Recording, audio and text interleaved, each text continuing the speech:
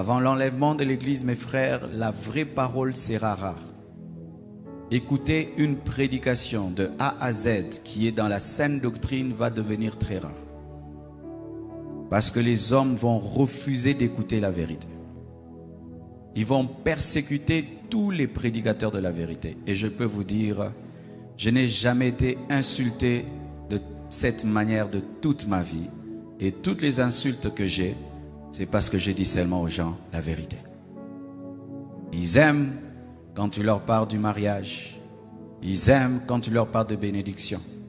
Mais quand tu touches à ce qui est essentiel, qui doit les amener à la repentance, à revoir leur vie, les hommes de ce siècle ne veulent plus. Ils choisissent même les églises en fonction de cela.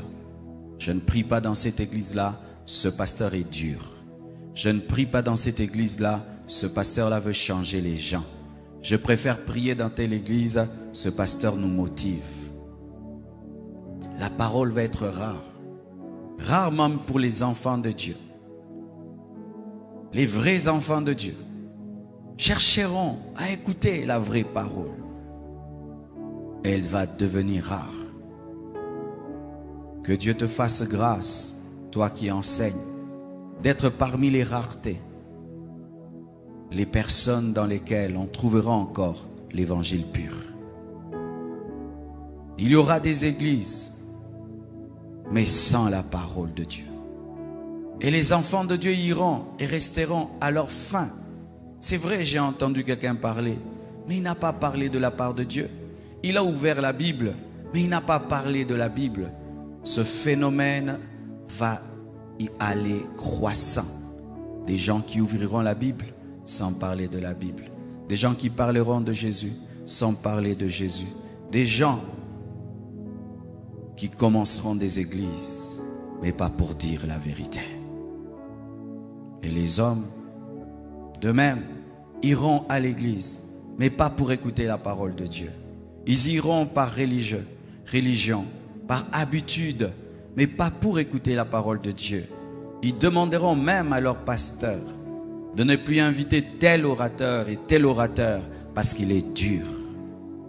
J'ai prêché hier quelque part. Je parlais de la sanctification. Au départ de mon message, l'église était tétanisée, paralysée. J'avais l'impression d'être un monstre ou un extraterrestre en train de dire des choses. Pourquoi? Parce que il y a une carence de la vérité, carence de la parole.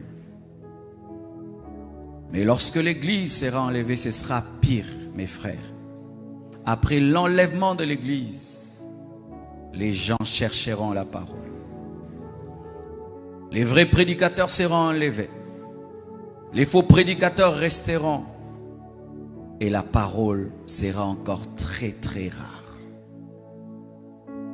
Nous avons la grâce, frères, jour après jour, d'écouter la parole. Mais sachez qu'une fois l'enlèvement a lieu, ce sera difficile. Même toutes ces applications qui ont des enseignements et des prédications vont supprimer les messages. D'ici là, mes frères, nous n'aurons pas cette liberté de prêcher sur YouTube, de prêcher sur Facebook, de prêcher sur Twitter, sur Instagram. Non. Ces applications et ces réseaux n'ont pas été créés pour l'évangélisation. Ils ont été créés pour que le monde soit un, pour accueillir l'Antichrist. C'est pourquoi, remarquez, tu prêches contre l'homosexualité, on supprime ton post et on t'avertit. Une fois, j'ai posté sur Facebook, des hommes étaient en train d'adorer une vache. Et j'ai écrit, mon peuple périt, faute de connaissance. Facebook m'a écrit, ils ont bloqué cette vidéo. Tu peux faire rire les gens, blaguer, ça passe. Mais quand tu commences à dire la vérité, c'est de l'intolérance. Ils appellent ça l'intolérance. C'est-à-dire que l'Église doit tolérer le péché. Nous devons tolérer l'idolâtrie. Nous devons tolérer l'ignorance. Nous devons être une Église qui ne dérange pas. C'est ça le travail qui se passe dans le monde de ténèbres. Que les gens viennent à l'Église mais qu'ils ne soient pas dérangés. que l'on prêche, mais qu'on ne dérange pas, alors que la vérité dérange toujours. Je vous ai présenté cette parole afin de vous révéler une chose, que la faim et la soif de Dieu existent. Mais pour Amos, c'était une malédiction.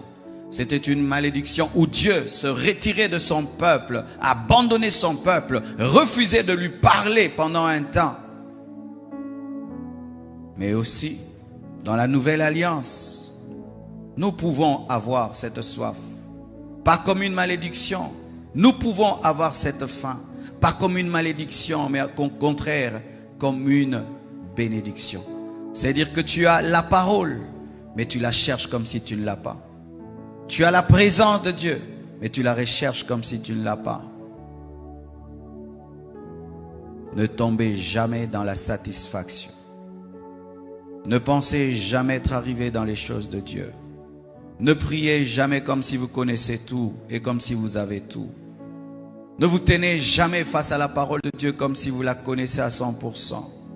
Une fois que la faim de Dieu te quitte, la soif de Dieu te quitte, tu vas commencer à mourir à petit feu. Et c'est ça qui est en train d'arriver à l'église de temps de la faim. Une perte de la soif de Dieu. Une perte de la faim de Dieu. Rien qu'à voir comment les gens se préparent avant de venir à l'église. Ils ne prient pas, ils viennent à l'église. Ils ne participent même pas à l'adoration. Ils ne participent pas à la louange. Il est assis là comme si on l'avait puni. Tu as même besoin de lui dire qu'est-ce que tu es venu faire. Incapable d'ouvrir sa bouche dans le temple. Je dis toujours, si quelqu'un ne sait pas prier dans le temple, comment il prie à la maison? Parce qu'ici, même les faibles deviennent forts. Même ceux qui n'ont pas la vie de prière arrivent à prier. Mais si toi, tu quittes chez toi à la maison jusqu'ici, tu n'arrives même pas à ouvrir ta bouche. Tu n'arrives même pas à lever tes mains. Est-ce que tu les lèves à la maison chez toi? Mais quand même, tu es venu. C'est ça l'église des temps de la fin. Des hommes qui s'approchent de Dieu, mais sans l'aimer. C'est comme ces mariages-là qui ont duré. Ils sont là seulement pour la forme. Il n'y a plus d'amour, il n'y a rien. Mais ils sont là pour les enfants. Et certains chrétiens sont chrétiens parce que s'il arrête d'être chrétien, on va se moquer de lui. S'il arrête d'être chrétien, ce serait un scandale. S'il ne va pas à l'église, mais il ira où? Une telle vie chrétienne est fade. Une telle vie chrétienne n'est pas la vie chrétienne où tu t'approches de Dieu sans passion. Tu viens à l'église sans passion. Tu pries sans passion. Tu adores sans passion. Tu lis ta Bible sans que ton cœur ne brûle. Les disciples sur le chemin d'Emmaüs, lorsqu'ils entendaient Jésus parler, leur cœur brûlait.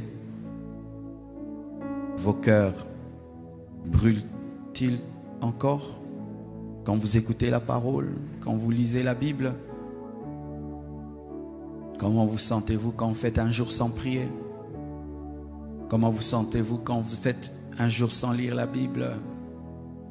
Comment vous sentez-vous? À l'aise? Vous êtes à l'aise de faire un jour sans prier? De faire un jour sans lire la Bible? Trouvez-vous le sommeil quand vous n'avez pas prié? Si vous trouvez le sommeil, vous n'êtes pas normaux.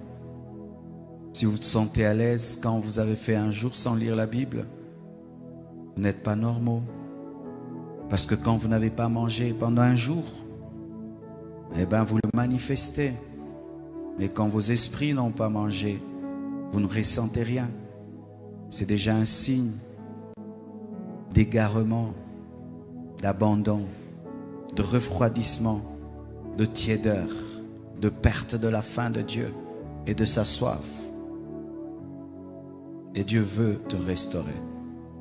Et Dieu va te restaurer.